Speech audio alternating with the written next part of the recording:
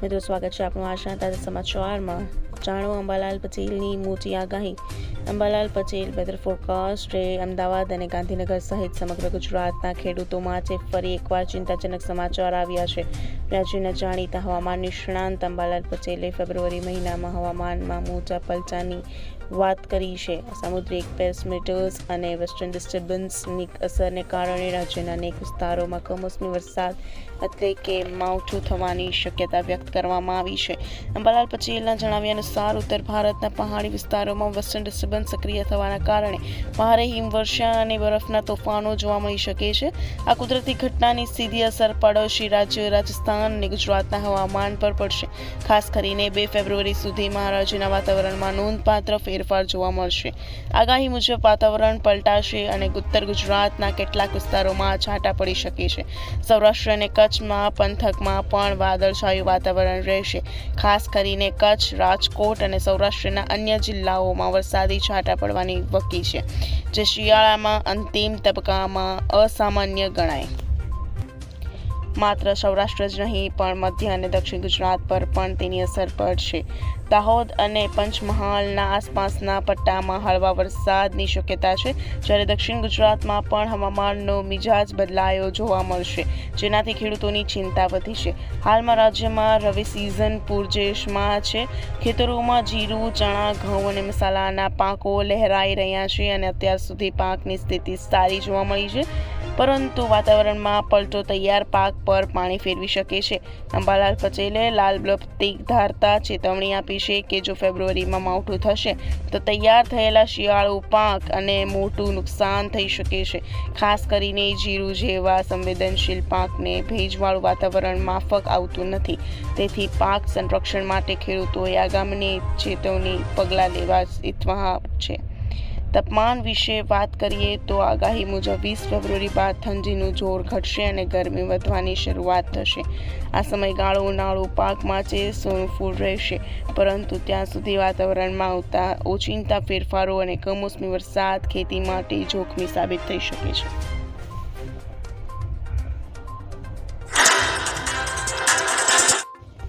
જીઓબીપીએ કર્યો ધડાકો. જીઓબીપીએ India energy week 2026માં તેની નવી એક્ટિવ પેટ્રોલ ટેકનોલોજી લોન્ચ કરી. પેટ્રોલિયમ મંત્રી હરદીપસિંહ પુરી પણ હાજર હતા. કંપનીનો દાવો છે કે આ નવી પેટ્રોલ ટેકનોલોજી એન્જિનને સ્વચ્છ રાખે છે અને કોઈ પણ વધારાના ખર્ચ વિના વાહનની માઇલેજમાં સુધારો કરે છે. જીઓબીપી અનુસાર આ પેટ્રોલનો નિયમિત ઉપયોગ દર વર્ષે આશરે 100 કિલોમીટર વધારાનું ડ્રાઇવિંગ કરી શકે છે. સરકારી નોકરી માટે થઈ જાવ તૈયાર. ગુજરાત જાહેર સેવાઓ દ્વારા નવા વર્ષની શરૂઆતમાં રાજ્યના શિક્ષિત યુવાનોને સરકારી નોકરીની તક આપવા માટે ભારતીયની મોટી જાહેરાત કરવામાં આવી છે, જે અંતર્ગત આયોગ દ્વારા વિવિધ સરકારી વિભાગો, નગરપાલિકાઓ અને બોર્ડ નિગમોમાં વર્ગ 1 અને વર્ગ 2ની કુલ 279 જગ્યાઓ માટે ઓનલાઈન અરજીઓ માંગવામાં આવી છે. 15 ફેબ્રુઆરી સુધી ઓનલાઈન અરજી કરી શકશો. જીપીએસસી દ્વારા બહાર પાડવામાં આવેલી આ જાહેરાત અંતર્ગત ઉમેદવારો આજથી લઈને આગામી 16 ફેબ્રુઆરી 2026 રાત્રે 12 કલાક સુધી ઓનલાઈન અરજી કરી શકશે.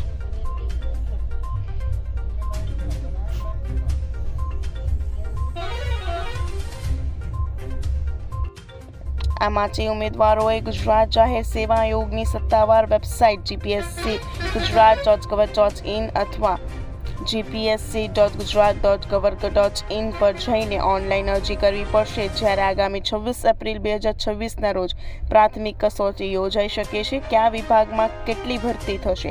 સ્પોર્ટ્સ આઈઓસીટી of Gujarat SAG, assistant director, નાયબ કાર્યપાલક ઇજનેર, સિવિલ કે સ્ટ્રક્ચરલ અને વહીવટી અધિકારીની જગ્યાઓ. મહાનગરપાલિકાઓ મેડિકલ ઓફિસર, ટાઉન પ્લાનર, મદનીશ એન્જિનિયર અને સેનિટેશન ઓફિસર જેવી મહત્વની પોસ્ટ. ગુજરાત પાણી પુરવઠા અને ગટર વ્યવસ્થા બોર્ડ વૈજ્ઞાનિક અધિકારી અને નાયબ મેનેજરની જગ્યાઓ. ગુજરાત હાઉસિંગ બોર્ડ મદદનીશ એન્જિનિયર અને ગ્રંથપાલની જગ્યાઓ. લાયકાત અને અનુભવીવત પદો માટે શૈક્ષણિક લાયકાત અલગ અલગ રાખવામાં આવી છે.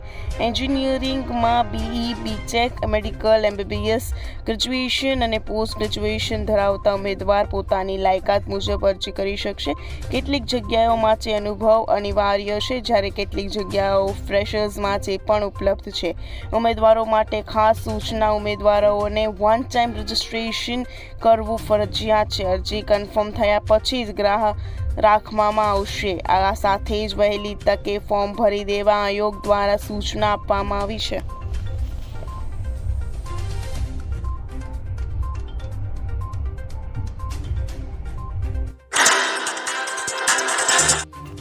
બજેટમાં કયા વર્ગને શું મળશે? મોટી ભેટ. બજેટ 1 ફેબ્રુઆરી 2026ના રોજ રજૂ થવાનું છે. આજે શનિવાર 31 જાન્યુઆરી 2026. બજેટના એક દિવસ પહેલા ફક્ત આંકડાઓને દિવસ નથી, પરંતુ શું થશે આ જાણવાનો દિવસ પણ છે.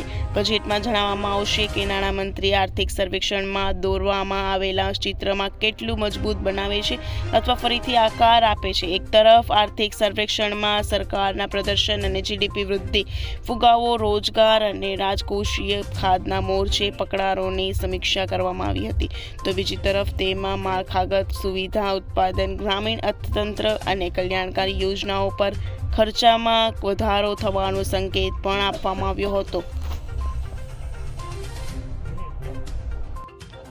આ સર્વેક્ષણમાં આધારે પ્રશ્ન એ છે કે 1 ફેબ્રુઆરીએ આવનારા બજેટમાં સામાન્ય માણસ, ખેડૂતો, મધ્યમ વર્ગ, ઉદ્યોગ અને રાજ્યો માટે શું નવું હશે? શું મોંઘું થશે અને કોને કઈ રાહત મળી શકે છે? Budget live news. બજેટમાં નાણામંત્રીના ભાષણ પર નજર રાખે કર્મચારી અને પેન્શનર્સ. 8 pay commission. નાણામંત્રીનું બજેટ ભાષણ સરકારી કર્મચારીઓ અને પેન્શનરો માટે મહત્વપૂર્ણ બની શકે છે. જો કેન્દ્ર સરકાર સુધારેલા પગાર અને પેન્શનના નાણાકીય બોજને પહોંચી વળવા માટે બજેટમાં ભંડોળ ફાળવે છે, તો કમિશનની ભલામણો ટૂંક સમયમાં લાગુ થવાની અટકળો વધુ તીવ્ર બનશે. જો બધું બરાબર રહ્યું તો કમિશન મે 2027ની સમયમર્યાદા પહેલા તેનો અહેવાલ રજૂ કરી શકે છે. લાંબી અવધિના પ્રભાવનું બજેટ હોઈ શકે છે. આ બજેટ એમ કે ગ્લોબલ અને ગ્લોબલ બજેટને ઓછી અસરવાળી ઘટના તરીકે ગણવાનું છે. પેઢી નોંધે છે કે મોટાભાગના મુખ્ય વૃદ્ધિ સહાયક નિર્ણયો જેમ કે આવકવેરા સુધારો અને GST 2.0 ગયા વર્ષે જ લેવામાં આવ્યા છે. તેથી મોટી નવી જાહેરાતોનો અવકાશ મર્યાદિત છે.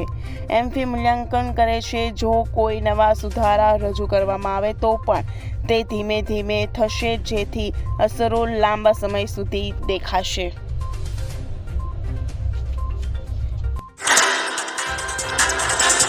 ગુજરાત સરકારનો મોટો નિર્ણય.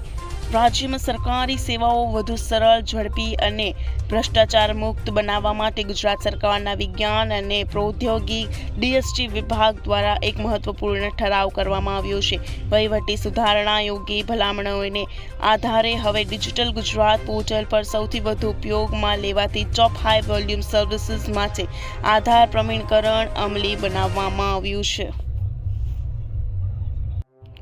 કેમ લેવાયો આ નિર્ણય? ગુજરાત વહીવટી સુધારણા આયોગના 5મા અહેવાલમાં ભલામણ મુજબ નાગરિકોને સીધી સ્પષ્ટતી, યોજનાઓમાં પારદર્શિતા લાવવા અને સરકારી નાણાંનો દુરુપયોગ અટકાવવા આ નિર્ણય લેવાયો છે. એક જ વ્યક્તિ અલગ અલગ ઓળખ ઊભી કરી વારંવાર લાભ ન લે તે સુનિશ્ચિત કરવા, નાણાકીય સહાય, સબસિડી અને અન્ય કલ્યાણકારી યોજનાઓ સીધી પાત્ર લાભાર્થીઓ સુધી પહોંચાડવા. કઈ સેવાઓ પર સર થશે? આ ઠરાવના અમલીકરણ બાદ હવે આવકના દાખલા, સામાજિક વર્ગના પ્રમાણપત્રો, રેશન કાર્ડમાં નામ સુધારવા કે ઉમેરવા અને સોગંદનામા જેવા અંદાજે 20 જેટલી મુખ્ય સેવાઓમાં આધાર પ્રમાણીકરણ જરૂરી બનશે. નાગરિકોનું શું થશે ફાયદો? દસ્તાવેજોને પ્રમાણપત્ર મુક્તિ. આધાર પ્રમાણીકરણ થવાથી વારંવાર ઓળખ અને રહેઠાણમાં પુરાવાનો અપનાવવાની જરૂર રહેશે નહીં. પ્રોસેસ રી-એન્જિનિયરિંગ, ગવર્નન્સ પ્રોસેસ રી-એન્જિનિયરિંગ GPR અને બિઝનેસ પ્રોસેસ રી-એન્જિનિયરિંગ PPRના અમલથી સરકારી પ્રક્રિયાઓ ટૂંકી અને ઝડપથી બનશે. સલામતી ડેટા પ્રાઇવસી માટે માત્ર 4 આંકડાનું માસ્ક આધાર વાપરવામાં આવશે અને 2021ના સરકાર દ્વારા લાભાર્થીઓની ઓળખ સ્થાપિત કરવા માટે વિવિધ વિકલ્પો આપવામાં આવ્યા છે.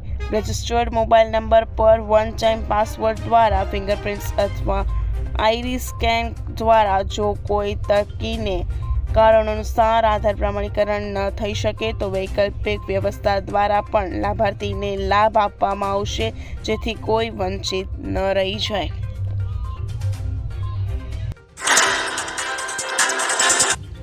ચાંદીના બજારમાં આવી શકે છે ઉલટફેર. ચાંદી એ એક એવી કોમોડિટી છે કે જે રોકાણ અને ઔદ્યોગિક અમે બંને શ્રેણીઓ આપે છે. આ જ બાબત તેને બીજી ધાતુઓથી અલગ પાડે છે. જીઓપોલિટિકલ તણાવ અને મોંઘવારીના દેખાવે પણ રોકાણકારોની કિંમતી ધાતુઓ તરફ વળ્યા છે. બજેટ 2026ની સૌથી મોટી અસર ઇમ્પોર્ટ ડ્યુટી આયાત શુલ્ક દ્વારા જોવા મળી શકે છે. ભારત પોતાની જરૂરિયાતની 80%થી વધુ ચાંદી આયાત કરે છે. આવી સ્થિતિમાં કસ્ટમ ડ્યુટીમાં કોઈ પણ પ્રકારનો ફેરફાર સ્થાનિક કિંમત અને માંગને સીધી રીતે અસર કરે છે. હાલમાં ચાંદી પર અંદાજે 7.5% કસ્ટમ ડ્યુટી અને 3% GST લાગે છે. જો બજેટમાં ઇમ્પોર્ટ ડ્યુટી ઘટાડવામાં આવે તો સ્થાનિક કિંમત નરમ પડી શકે છે અને જ્વેલરી ખરીદનારો તેમજ રોકાણકારો માટે ચાંદી વધુ આકર્ષક બની શકે છે. બીજી તરફ જો ડ્યુટી વધારવામાં આવે છે તો કિંમતો વધુ ઉપર જઈ શકે છે. હવે આના કારણે માંગ પર દબાણ આવી શકે છે. જેમ્સ એન્ડ જ્વેલરી સેક્ટર લાંબા સમયથી ઇમ્પોર્ટ ડ્યુટી, આયાત શુલ્ક અને GSTમાં રાહતની માંગ કરી રહ્યું છે, જેથી માંગ વધારી શક્ય અને ભારતીય ઉત્પાદનો વૈશ્વિક સ્તરે વધુ સ્પર્ધાત્મક બની છે. જો બજેટમાં આ દિશામાં પગલાં લેવામાં આવે તો ચાંદીના વપરાશને પણ મોટું સમર્થન મળી શકે છે.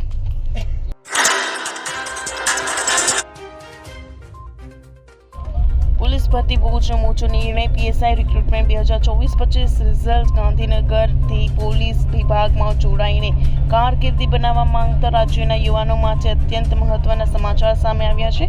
ગુજરાત પોલીસ ભરતી બોર્ડ GPRB દ્વારા બિન હથિયારી police sub inspector PSI recruitment 2024-25ની ભરતી પ્રક્રિયામાં એક મોટું પગલું ભરવામાં આવ્યું છે.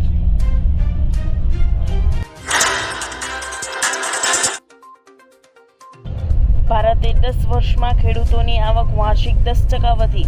નીતિ આયોગનો અહેવાલમાં દાવો. સરકારે દેશની ખેડૂતોની આવક બમણી કરવામાં પોતાના લક્ષ્યને પ્રાપ્ત કર્યું છે. છેલ્લા 10 વર્ષમાં તેમાં વાર્ષિક 10%થી વધુ વધારો થયો છે. આ દાવો નીતિ આયોગના સભ્ય સ્પષ્ટચંદે એક અહેવાલમાં કર્યો હતો. આ વૃદ્ધિ ઉત્પાદન અને અર્થતંત્રના અન્ય ક્ષેત્રો કરતાં સારી છે. આ અહેવાલ વિકસિત ભારતનું સ્વપ્ન જોનારાઓ માટે સારા સમાચાર છે. ખેડૂતોની જેબ કેટલી ભરી. મોદી સરકાર 3.2 2026નું બજેટ ખેડૂતોની આવક બમણી કરવાનું લક્ષ્ય પૂરું કરશે. ભારત જેવી કૃષિ પ્રધાન દેશમાં ખેડૂત હંમેશા અર્થતંત્રના કેન્દ્રમાં રહ્યો છે. 30 જાન્યુઆરી 2026ના વર્તમાન પરિચયમાં જોઈએ તો મોદી સરકારના છેલ્લા એક દાયકા અને તાજેતરના બજેટ 2025-26એ ખેડૂતોની જેબ કેટલી ભરી છે તે એક મહત્વનો પ્રશ્ન છે.